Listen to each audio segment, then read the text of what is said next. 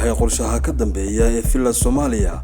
ay ku doonayso in madaxweynaha Soomaaliya Xasan Sheekh Maxamuud uu ku yimaado magaalada Laascaanood ee bariga gobolka Sool ka dabageeya daawade qorshaha saxda ah ee madaxweynaha waqtigiisu dhamaanayo ee Xasan Sheekh Maxamuud uu ku damacsan yahay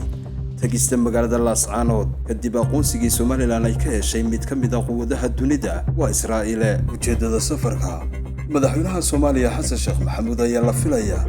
inuu booqdo maalmaha ay nagu soo aadan magaalada Laascaanood caasimada waa gobolka Sool maamulka la baxay waqooyi bari Soomaaliya isagoo sheegay inuu ka qayb galayo caleemasaarka ninka isku magacaabay hogaamiyaha hoose horjoogaha maamulka Laascaanood balse daawade imaatinka Xasan Sheekh Maxamuud maaha caleemasaarka hogaamiyaha iskii isku magacaabay ee Firdhiye balse ujeedada rasmiga ah ee imaatinka madaxweynaha Soomaaliya waxa weeye in Puntland waa maamul goboleed Soomaaliyeed oo ka tirsan dawladda federaalka Soomaaliya isla markaasina muddooyinkii u dambeeyay ay si weyn u kala aragti duwanaayeen qorshaheeda wada sidii meesha looga saari lahaa maadaama diblomaasiyad iyo waliba xiriirkii dawladnimo uu waxba kaga qaadi waayay taasina daawade waxaa caddayn u ah ciidamada maalmihii u dambeeyay lagu ururinayay magaalada Cadaado kuwaasi oo loogu talagalay inay gaadhaan magaalada Laascaanood oo qaybo hordhacay imikaba ay gaadheen ciidamo ka tirsan maamul goboleedka Soomaaliyeed ee Puntland balse si weyn ay isku maandhaafsan yihiin madaxweynaha maamul goboleedkaasi loo yaqaan PSF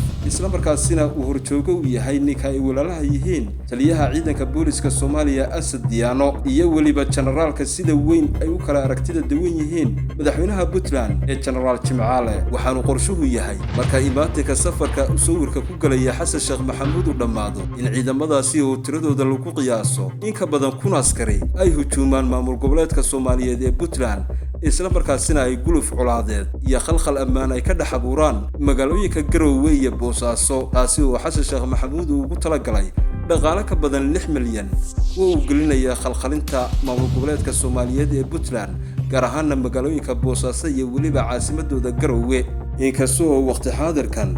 Xasan Sheekh Maxamuud uu garwaaqsan yahay inaanu dagaal iyo xuduud ciidan midnaba aanu waxba kaga qaadi karaynin Jamhuuriyadda Soomaaliland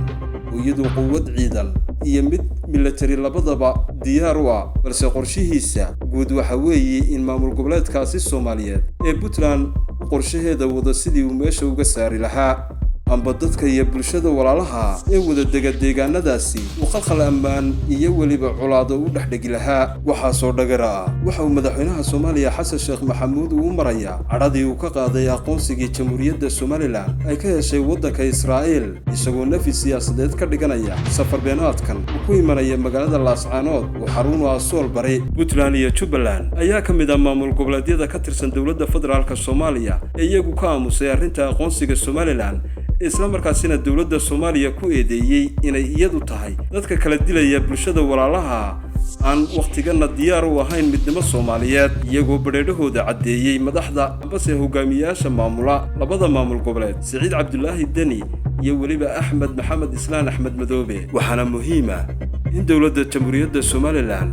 ay si weyn isha ugu hayso imaatinka Xasan Sheekh Maxamuud ee magaalada Laascaanood iyadoo heegan boqol la geliyay ciidamada kala duwan gaar ahaan ciidanka militariga Soomaaliland waxaana maanta la arkayay gaadiidka iyo waliba qalab militari oo casri ah oo Soomaaliland ay u daabuleysay jiidaha bariga Soomaaliland haddaba daawade ma la isula karaa safarka madaxweynaha Soomaaliya uu ku imanaya magaalada Laascaanood waxa uu horseedayaa colaado lagu riiqmo oo ka dhaxaloosma bulshada walaalaha ee Soomaalida ee wada deegaanada taasi oo aan la garanayn ay ku dambeyn doonto colaadaasi iyo si xal nabadeed lagu heli doono hadhowto